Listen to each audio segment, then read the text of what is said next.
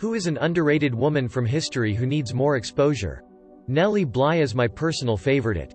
She was a journalist in the 1890s who was given an assignment to investigate the woman's lunatic asylum on Blackwell's Island due to accusations of the mistreatment of patients. She got in there by faking insanity and getting herself committed to the asylum, and when she was finally released, she ran an exposé in the New York World called 10 Days in a Madhouse that exposed the awful treatment of patients inside the asylum.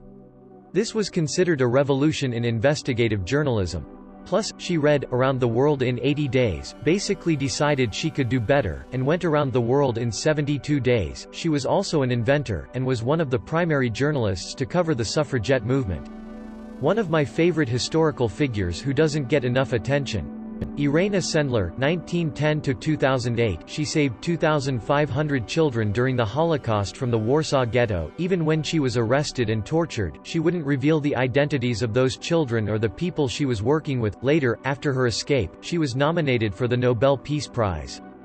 Mala Zametbaum was a Jewish Polish-Belgian woman who got deported to Auschwitz in September 1942. She was fluent in multiple languages like Polish, German, French, Dutch and English, so the SS assigned to administrative duties within the camps, and she worked as an interpreter, messenger for the Nazis. This work allowed her to get a slightly better treatment, as in more food, decent clothing and not so nightmare-ish living condition in the camps. The SS trusted her and needed her, so they let her survive there for 2 years. Many survivors talk about how she always tried to help as much as she could and never used her privileges against people. She snuck food, letters in the camps, would falsify the list of people sent to the gas chambers in order to save as many lives as possible, and tried to save women from very harsh work in order to save their lives. In 1944, with her lover, another inmate who worked occasionally in the women camp, she managed to escape Auschwitz for about 2 weeks before getting caught by the Nazis. She was very close to the Slovakian border and almost escaped. She got brought back to the camp, got tortured for weeks and sentenced to public hanging. In X200B, all Jewish women had to see her execution. Before her hanging, the Nazi commander started a speech about how escaping is useless, and while giving his speech, Mala took a razor blade from her hair and opened her veins to commit suicide. The commander grabbed her arm and she slapped him in the face. Her last words differs from versions to version, but she apparently screamed, "I'll die a hero while you'll die like a pig," before the Nazis started beating her up and ordered the prisoners to bring her alive to the crematorium. In X200B, she is mentioned in almost all women survivor testimonies of Auschwitz. Edit. I'll add, what makes her story feel more badass, is that Mala would have probably survived the war if she didn't escape. Her work duties made it so that SS trusted her and, according to survivors, have some sort of respect for her. Now the last few months of the Holocaust are a clusterfluff, and maybe she would have died, but she had a pretty good shot at making it to the end of the war if she stayed in the camp.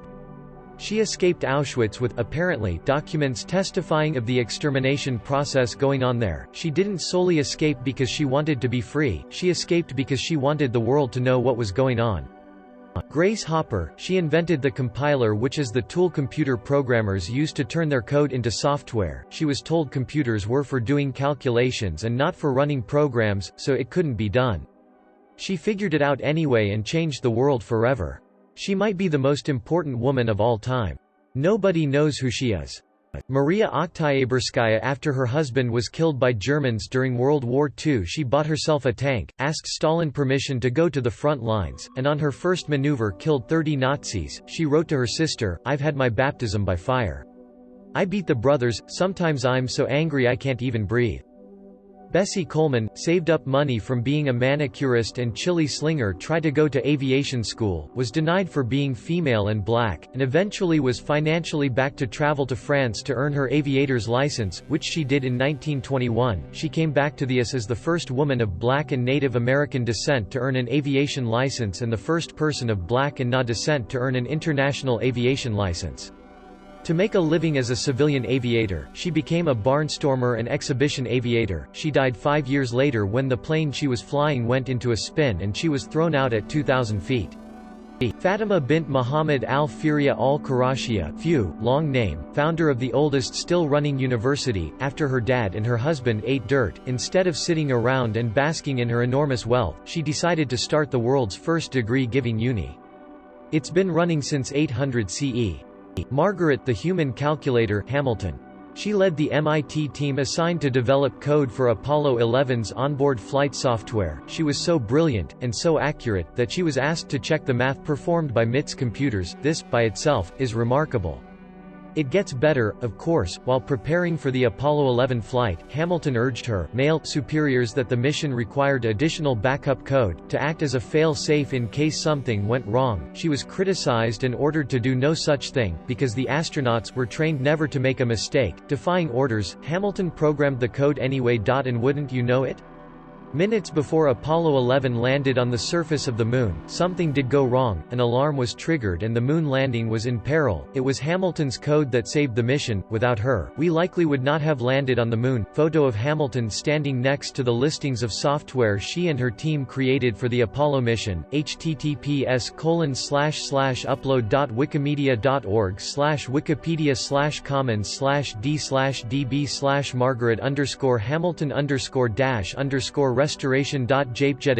For those claiming my information is incorrect, or that the story is fictional, here are my sources. https://www.google.com/m/s/www.smithsonianmag.com/smithsonian-institution/margaret-Hamilton_wiki/margaret_n/Margaret_Hamilton_opening parenthesis software_Margaret_N_Margaret_Opening parenthesis Julie Daubigny had a fascinating life. She was a duelist and opera singer in the late 1600s that dressed as a man but didn't try to hide her gender. She got in many duels with men over insults or other matters and became lovers and friends with a young noble she beat in a duel. One time, when her girlfriend's parents decided they didn't want their daughter hanging around Julie anymore, they sent her to live in a convent. So of course Julie decided to break in, fake her girlfriend's death, and run off together into the night. Her life reads more like an action drama film than a biography. Chick was badass. Irena Sendler, she smuggled dozens of babies out of the Jewish ghetto in Warsaw, Poland. She would write down their names and keep them in a jar, then using her job as a social worker would make them fake papers and place the children in orphanages, willing Polish families, convents, and just about anywhere else where they would be safe. She was eventually caught by the Gestapo and withstood torture to keep the names and locations of those children safe, and was sentenced to death but luckily managed to escape thanks to some last-minute bribery. During the end of the war she worked as a nurse under a different name, and was even shot at one point by a German deserter looking for food. When the war ended she became the head of the Department of Social Welfare in Warsaw, and set about trying to reunite all the children she had saved with their parents, most of which had been sadly executed in the Treblinka concentration camp, and those which she couldn't get united with their parents she smuggled to Israel so they could at least be safe out of Poland. After that she continued to have a few high state positions, as well as be deputy director of 2 medical schools in Warsaw. She died in 2008. Motherfluffing Ida B. Wells http://www.harkavagrant.com/index.php =it =356 closing parenthesis. This badass female doggy pulled a Rosa Parks 71 years earlier by refusing to move to another train car when they ordered her to. When black people were getting lynched, she called out those racist cowards with her journalism, saying truth like nobody in this section of the community believes that old threadbare lie that Negro men rape white women. If Southern men are not careful, a conclusion might be reached which will be very damaging to the moral reputation of their women. When women were trying to get the vote, they tried to tell her to march at the back, but you can take a guess on whether or not she listened to them. Cleopatra often gets shafted by history, portrayed as a simple femme fatale for the great men of Rome. In truth, Cleopatra was incredibly smart, able to speak 9 languages, was the first member of her dynasty to even bother learning Egyptian, and she ruled effectively for 11 years before Augustus annexed Egypt. She was one of the smartest women of her day, and should be appreciated more than as a simple fluff buddy of Caesar and Antony. Edith Wharton. She may finally be getting her due as entering the canon a great American writer, but most people don't know about how she led her life. She was born Edith Jones, and to an old New York family so rich and established they are literally the ones referred to in Keeping Up with the Jones. Her life was obviously not one of financial poverty, but emotional. Her mother decided she was too ugly to make a good match, so they married her off to a much older man who was literally insane. He was unstable and abusive, and she did something almost totally unheard of in her circles: she got a divorce. This expelled her from polite society, and what little sympathy she might have had from her old connections was lost when she did something just as unacceptable. She decided to have a profession, as a writer. Eventually, she could not bear the shunning of this and became an expat living in Paris, where she felt she could start again.